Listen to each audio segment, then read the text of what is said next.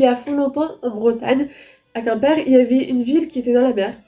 Cette ville se prénommait Is. Et cette ville était entourée par des murailles, mais aussi de très grandes portes qui pouvaient s'ouvrir uniquement par des petites clés qui étaient toujours attachées au cou du roi Gradon. Sous le règne du roi Gradon, tout se passait bien.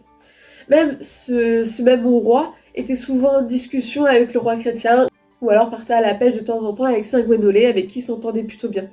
Malheureusement, ce roi avait une fille, Dahude.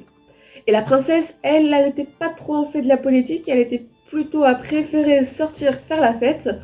Et malheureusement, un jour, elle tomba sur un joli jeune homme qui lui demanda de voler les clés des grandes portes.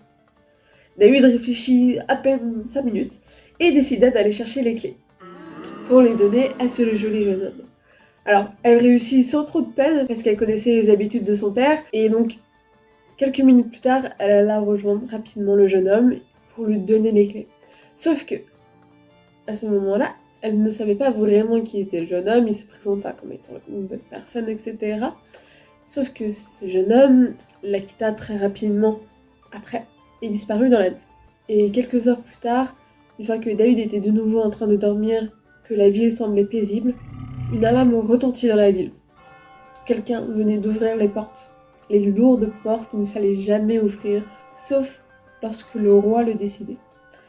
Et très peu de personnes furent réveillées parce que l'eau alla si vite, fut tellement violente qu'elle éclata les murs, qu'elle détruisit les maisons, qu'elle emporta les personnes sans qu'ils aient le temps de se réveiller et de faire quoi que ce soit. Sauf le dieu chrétien qui permit au roi Gradon de se réveiller, juste à temps. Et il fut réveillé par Saint Gwénolé qui fut envoyé donc par le dieu chrétien. Et Saint Gwénolé lui expliqua très brièvement la situation, mais le roi, à peine réveillé, comprit rapidement ce qui se passait. Il décida de ne rien emporter avec lui, sauf sa fille Dahude, et ils partirent tous les deux récupérer le cheval de Gradon pour pouvoir s'enfuir. Et ni une ni deux, ils partirent de la ville en la laissant complètement effondrée, happée par les eaux.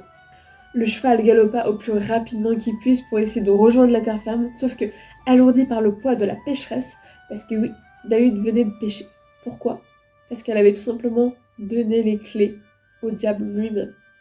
Parce que oui, le jeune homme ne s'était pas présenté, et le jeune homme c'était qui ? C'était tout simplement le diable en personne, qui voulait simplement faire le mal. Et donc, ce fut un peu compliqué. Saint Gwénolé demanda plusieurs fois à Gradon de lâcher sa fille, de l'abandonner parce que c'était une pécheresse, parce qu'elle avait fait n'importe quoi, et parce qu'elle méritait pas en fait d'être sauvée par Dieu. Mais forcément, Gradon étant son père, il n'accepta pas ce sort pour sa fille. Même s'il était à cheval, il sentait de plus en plus l'eau qui montait. Et au bout d'un moment, Saint Gwénolé lui demanda une dernière fois de lâcher sa fille, de la laisser à lui. Le roi accepta. Il lâcha sa fille. Cette dernière ne hurla même pas, ne demanda rien au roi, ne fit même pas une prière, mais fut happée en un rien de temps par l'océan. Sans un regard en arrière pour sa fille, le roi Gradon s'enfuit et réussit à atteindre la terre ferme, laissant derrière lui l'océan, la mer agitée comme pas possible. La mer avait déjà recouvert la plupart des bâtiments de la ville, et le roi Gradon il était tout simplement seul face à ce massacre, face à cette horreur et cette catastrophe. Il décida de rester là, assis pendant des heures à regarder ce qui restait de sa vie. Des heures plus tard, Saint Gwénolé lui demanda de prendre sa main et ensemble, ils partirent pour essayer de rebâtir une nouvelle ville.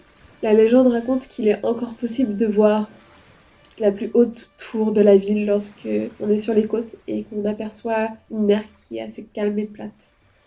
Mais est-ce que c'est la vérité ? Ça, on ne saura jamais. Alors si jamais vous passez en Bretagne près de Quimper, n'hésitez pas à regarder à l'horizon pour essayer de voir cette ville. Mais si jamais vous voyez quelque chose, vous saurez que c'est la ville d'Is. Et là, vous connaîtrez son histoire.